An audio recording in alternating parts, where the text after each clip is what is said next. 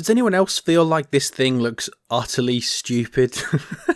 Honestly, if some men were holding this thing during the war, surely they'd get the piss taken out of them for this. It looks like something I made when I was 12 in school during design and technology classes, and got a D grade. My teachers would have been appalled if I genuinely submitted this as a design. And bro, it does hardly any damage that smacking them with the shoulder stock probably does more damage than a bullet itself.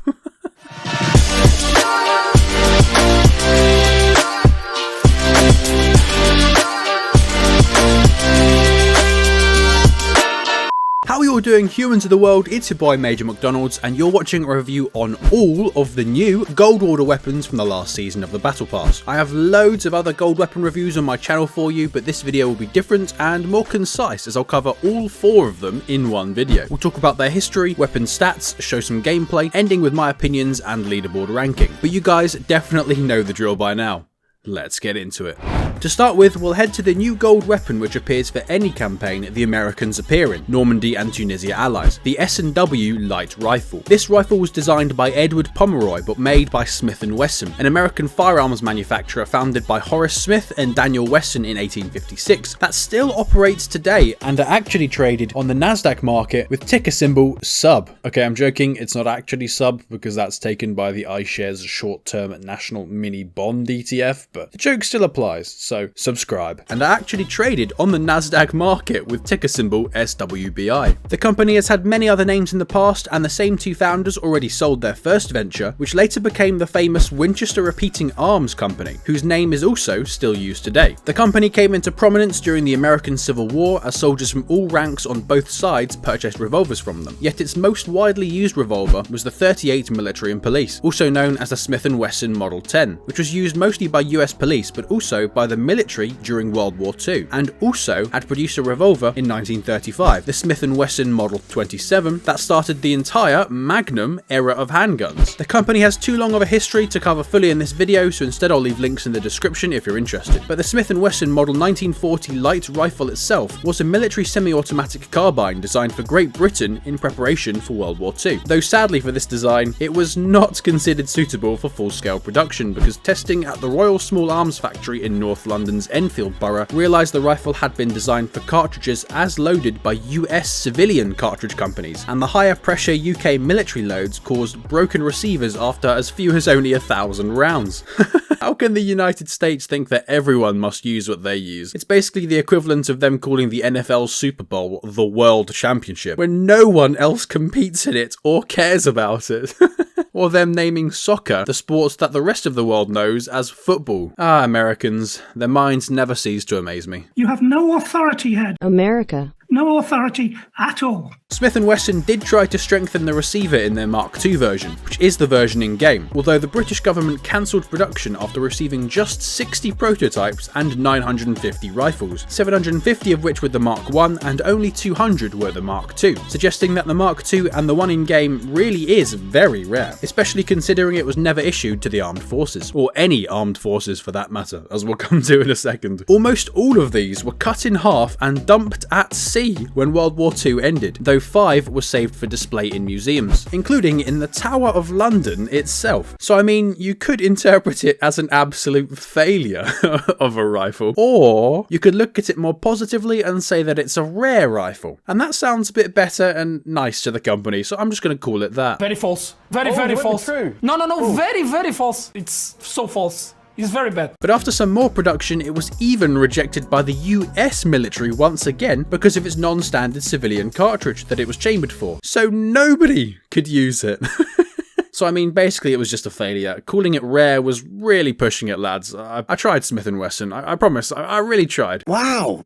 This is really terrible. But what of the weapon in game? Well, looking at its stats, we see it's I mean, the first great thing I note is that its recoil is basically non-existent according to the stats, at 22 vertically and 9 horizontally, but actually it does feel that way in game too, especially with the minus 40% vertical recoil perk for soldiers. But that's more or less where its top tier status ends, and you'll notice this is a common theme among all the new weapons in this video, and it just descends into the depths among the worst weapons in the entire game. Its damage isn't great, its rate of fire is slow in comparison to most of the other assaulter class weapons weapons in the game. Its reload time is not great either, yet perhaps its only 20-round magazine is its worst feature. It strikes me as more of a semi-automatic rifle class weapon, not something that should be classified as an out-and-out assaulter weapon, so it's really strange. It brings no extra firepower to the table, and it's hardly something the majority of players are going to use as you get better weapons in the late campaign, or even the middle campaign, you know what, even the early campaign, for free. In fact, it actually reminds me so much of the VG-1-5, an Axis assaulter weapon in the Berlin campaign, which I hate. But if you compare the two, the VG is actually better in many respects, in more damage, lower reload time, and higher magazine size, noting that fire rate doesn't really matter here, because they are both semi-auto and fire at the same rate more or less in reality, or at least something that you won't be able to tell the difference between. And if I never use the VG itself, then I'm never going to use the S&W Light Rifle. In fact, the VG did not even make my list for the top 20 assaulter weapons, which you can find on screen now. So if it's not even in the top 20, then this gold weapon doesn't stand a chance. I mean, just putting it next to the PPSH, wow, dear god, it's just not even close, is it? It's definitely not better than the Karai 39M either, and honestly, I'd prefer the MP40 over the S&W Light Rifle. And to be honest, I might even want the MP28 and M3 submachine gun or grease gun over this thing due to its raw hit power. So, yeah. 900 gold. Its one saving grace is that this rifle does actually have far lower shot dispersion statistics than all other submachine guns, which does imply that it's more suited to the rifle category, but does lose out to some of the assault rifles in the game, which are also classified as assaulter weapons, so it's actually not a standout feature.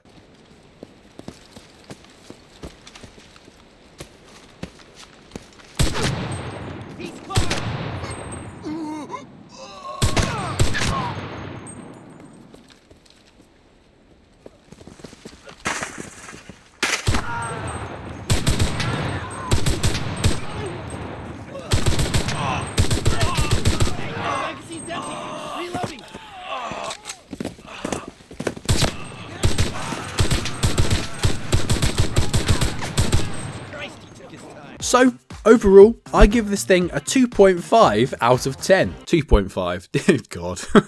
This is because you cannot fire it nearly as quickly as some of the others on this list, and it really does feel slow when using it. Its damage feels poor as well, and fire rate and damage combined with the fact that it's only a semi-auto weapon, meaning you actually have to just click really fast to fire it as if it was an actual assault weapon, means that it's just impossible to give this thing a higher rating. Sorry Smith & Wesson, but the British Army were right. But now, moving on to the second gold weapon, which is the Artillery Luger, available for every Axis campaign apart from Tunisia. Also known as the Lange Pistole 08, which is a great name because this pistol really is long. This version of the Luger, and I'm not going to go into the whole history of the Luger because that is long, just like this pistol, was actually authorized by the Kaiser of the German Empire during World War I. In the event of close combat, the pistol was intended to be used as a carbine, which explains the existence of this huge shoulder stock compared to the pistol's actual frame, but was also in fact designed for long-range use too. While initially, as the in-game description says, it was intended for use by the German artillery units that could not be encumbered by the heavy and long Kar-98K rifle, this Artillery Luger was also used by aviation units before aircraft were equipped with heavy machine guns, as well as by infantry during World War I on the Western Front primarily. This version of it in particular was used by the Stoßtruppen, also known as Stormtrooper infantry, and no, not the Star Wars characters, come on guys, seriously?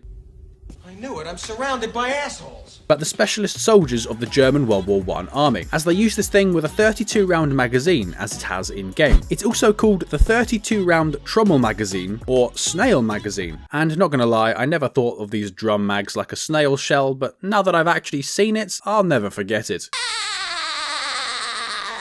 Production of this LP08 ended in 1918 with the end of World War I, which by that time the MP18 was being used in place of it. But because enough of these artillery pistols had been manufactured in World War I, they could fill export orders right the way into the 1930s. Some carbine versions of the LP08s were also produced with yet even longer barrels, so the width of this thing must have been ridiculous.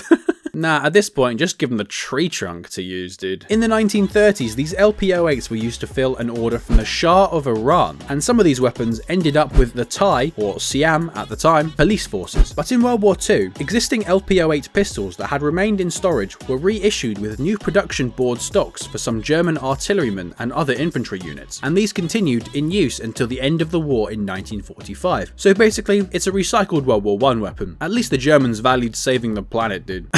Unlike the British with S&W Light Rifles, but we'll ignore that, I guess. But what of the weapon in game? Well, the first thing I should say is that this thing does not count as a sidearm, which is really strange. It counts as a primary or secondary weapon slot for assaulter troop types, which also includes tankers and pilots, which I guess does actually make sense. This is really not ideal though, because judging by its stats in game, you'd almost never want to use this thing over a, in quotation marks, real assaulter weapon, purely due to its lack of firepower. Because of this, we once again have to compare it to other assaulter weapons and not other pistols, which feels so wrong, but hey, just dark flow things, I guess. Because somebody has written penis on my helmet. I did that. So, especially because this assaulter weapon only has the semi-automatic mode, we can compare it to the VG-1-5 again, for the sole reason that it's the only other one that comes to mind when I think of those that only have the semi-auto mode and are still assaulter weapons. And to be honest, because there are hardly any differences in almost all statistics but hit power, it pains me to once again give the winner to the VG-1-5. Even the MP3008 is better than this Artillery Luger in my opinion, which I mean, feels like it should be a surprise, but let's be real, it just kind of wasn't. I could even say the same for the MP28 and Grease Gun, so once again you can probably figure out this pistol's place, without me really needing to say much else. Its two saving graces are its low weight, so you can run fast while holding it, but the same could be said of all other actual pistols in the game, and you'd rather just hold a knife or a mine instead if you wanted to run faster. And the other good thing is its low shot dispersion statistic, so it is actually quite accurate, but honestly you'll not really notice the difference, especially if you're comparing it against some quick-firing SMG, which will probably kill someone much quicker than this Artillery Luger will. But maybe you're wondering which is better, the Artillery Luger or the S&W Light Rifle, the other Gold Order weapon we just reviewed. And wow, I'm afraid to say that I would actually prefer the Luger over the Light Rifle. It's like having a choice of two blokes and nick your wife.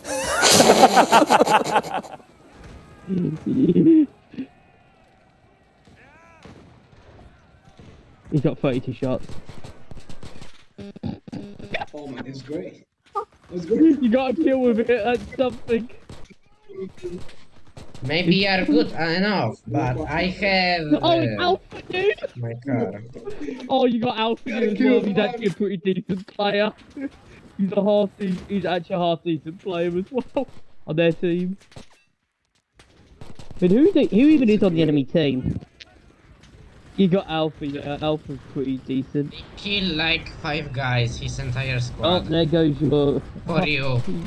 Literally for you. Oh. He got. Death by Luger. I have your FG.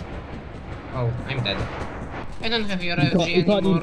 You can't use the true power of the FG-42. Jesus. Really on the leaderboard.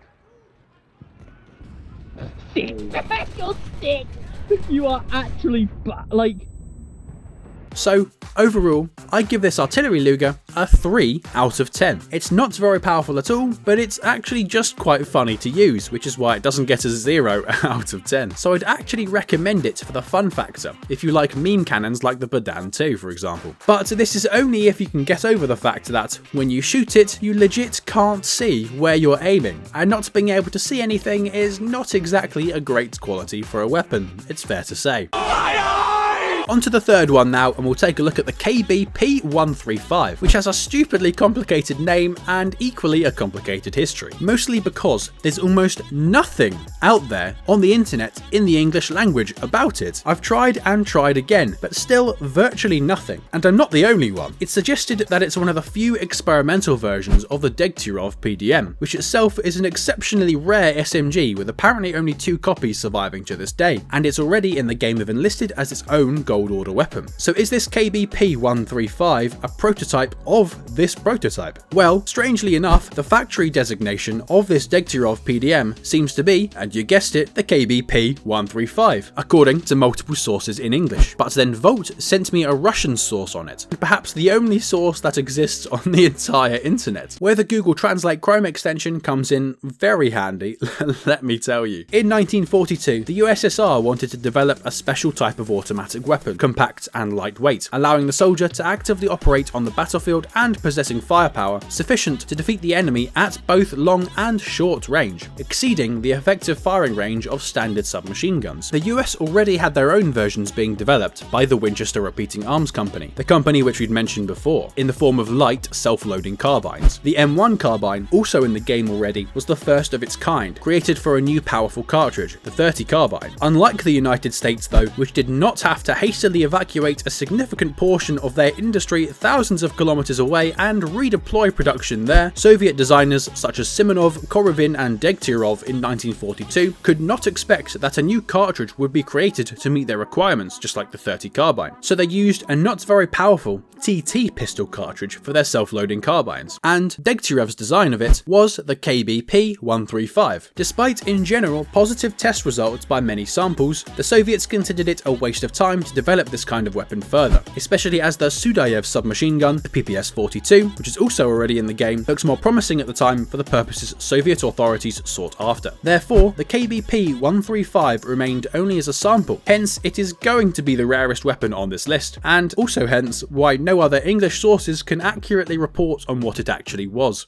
As I promise, like, and even it's been a weird these past few months. And its mysteriousness aside, what about its in-game stats? Once again, it's an assaulter class weapon, so we will compare it to those. And once again, it's only got a semi-automatic firing mode and not fully automatic, so why not compare it to the VG-1-5 for like the, third time? I can't believe we've actually used this thing 3 times already. Like, I mean, I've used the VG-1-5 more times in this video than I ever have in the game of Enlisted. But this time, it's still worse than the VG-1-5, almost entirely because of the hit power difference, but it's the closest comparison we've had so far. This therefore does imply that it's the best Gold Order weapon we've seen so far in this video, and well, I would actually agree and say it is. It's definitely better than that useless light rifle, but against the Artillery Luger, it's fairly close. The Luger might have ever so slightly better damage and magazine size, but everything else points in the KB's favour, including the shot dispersion. Therefore,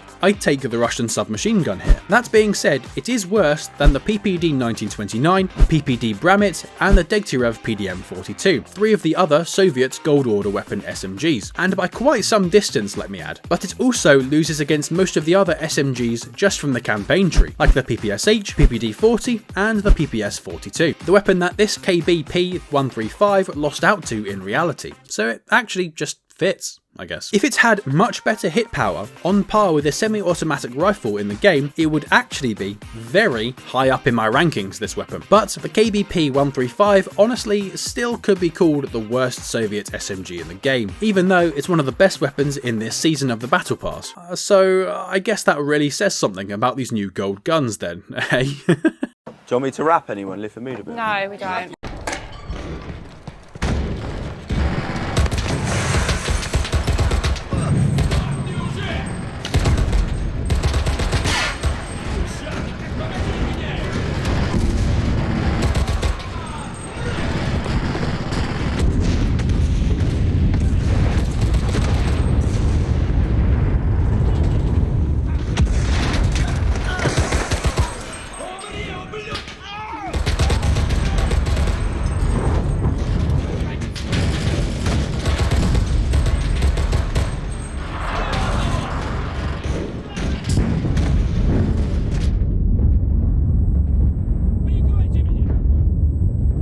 So, overall, I give this thing a 5 out of 10. This is because it's actually a decent weapon for once. It's got great sight, good enough rate of fire, a nice firing sound, what seems like 0 recoil in combination with the vertical recoil reduction perk, so it's looking fantastic so far, until you feel that lack of damage in fight. It takes what feels like 5 hits to kill someone, and that's really not good. You might as well be hitting them to death with your fist, dude.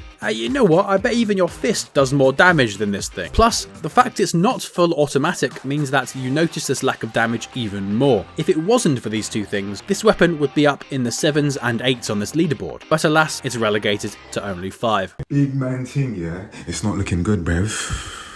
And last but not least, we have the Beretta 1918/30, a gold weapon only available in Tunisia for the Axis. But this thing is unique because it's the only new gold weapon with a bayonet, and it's one of the only assault weapons in the entire game with one too, so it's already got a major selling point. At the end of World War I, the Italian army adopted the Revelli Beretta Model 1918 9mm carbine, a submachine gun that is already in game in the Normandy campaign. This gun came too late to see real combat use in World War I, and rapidly began to fall out of favour during the 1920s, as the requirements for the gun, as in, you know, an enemy to fight, had disappeared. In 1930, the Beretta company attempted to revitalise interest in the concept by improving the design of Tullio Marangoni's Beretta M1918, who was the primary designer of all Beretta SMGs until the late 1950s, including the Beretta Model 1938 families, which are also in-game, resulting in the interesting looking new Model 1918/30 carbine, where the 30 part refers to its new modification date, and they inserted the magazine underneath the gun this time rather than on top like in the 1918 version alone. And this is also when the folding bayonet was introduced, the same kind as on other Italian Carcano rifles. The Model 1918/30 carbine was offered in both 9mm Glicenti and 9mm Parabellum. These two cartridges are almost dimensionally identical, so the gun could actually cycle through both. It was only made and used in small numbers. An estimated 5,000 were made in total, being adopted by the Italian police forces and the Italian Forestry Corps, in addition to exports to Argentina, Saudi Arabia,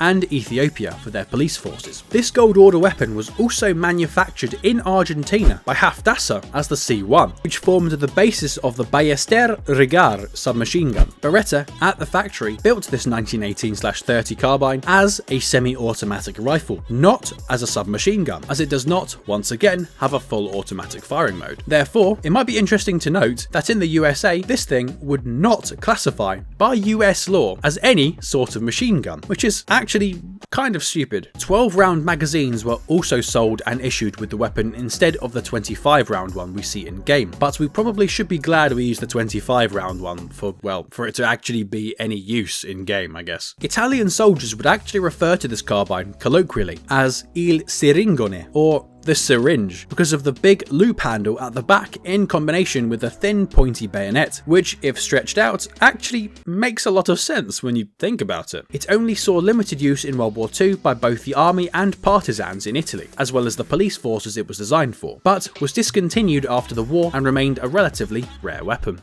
Stop the cap. Stop the cap right now! And finally, we get to how it is in game, and if we first begin by comparing it to the other 3 new gold order weapons we've discussed earlier, then we can conclude that this Beretta 1918/30 is the best out of all 4 in terms of raw stats. Think about it, it has the same rate of fire as them all, and has the 6.8 base hit power that the majority of them have, but that the KB was lacking in. It also has better reload speed and recoil, both vertically and horizontally, to the second best, the KB, that we spoke about just before this one. So honestly, if you're looking to spend your gold weapon order on any of the latest gold order weapons, then this is probably the one to get. And I'll be honest, I was not expecting to say that when I first looked at all 4.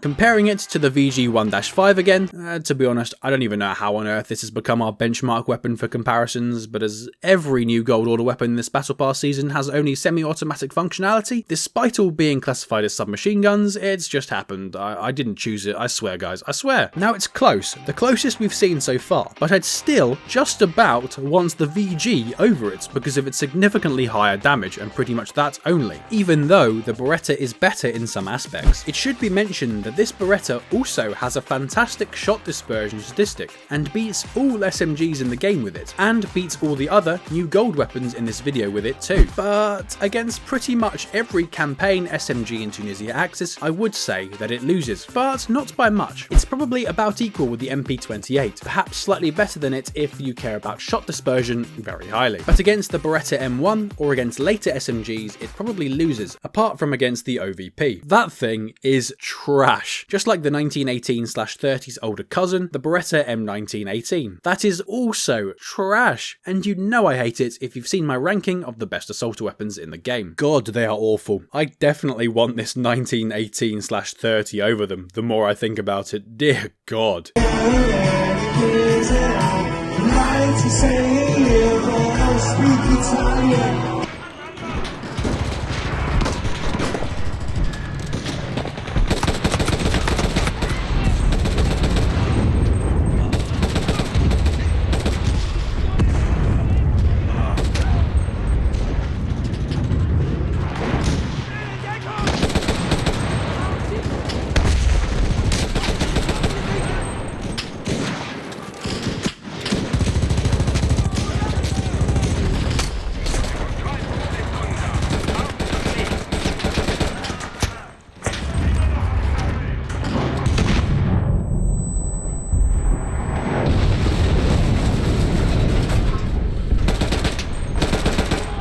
So, overall, I give this thing a 5.5 out of 10. This is because, well, it's not actually a bad weapon again, just like the KBP-135. It feels good to use, it's unique as it has a bayonet too, has a unique firing sound, and because in the Tunisia Axis campaign where the majority of assault weapons aren't great anyway, this actually stands out as something worthwhile using, considering your other options. Sure, it's not the best, but it's not awful, so a middle of the road 5.5 out of 10 actually does make sense. But in summary, pretty much all of these new weapons are in the game for their aesthetics and not really firepower. Don't get me wrong, none of them are awful, except the light rifle. Dear God, that thing is actually atrocious. But there are much better options, especially in the late game, but even in the early game for most campaigns. But there is nothing wrong with this. I love the fact that Darkflow is adding very different, unique stuff into the game, which is clearly not overpowered. It's a good thing, and to be honest, I'll probably still use all of these in the future just for some variety in game. On screen now you can see my final leaderboard of all 4 new Gold Order weapons plus some ratings on other Gold Order weapons, and because they are rated higher and better than all of these in this video, I would recommend you watch those videos covering those before you buy one of these new weapons. But which weapon should you get? If you want the most unique weapons, I'd recommend the Artillery Luger and the KB. If you want the most powerful ones, then the Beretta and the KB are probably the best in this case. If you want a meme weapon, then the completely and utterly rejected Smith & Wesson Light Rifle is, for some goddamn reason, for you. If you want to keep going on other Gold Order weapons, then some others are on screen for you now to click on. But nevertheless, it's been an absolute pleasure ranting at you today, guys. Have a wonderful day. Enjoy yourselves, and I'll see you in the next one.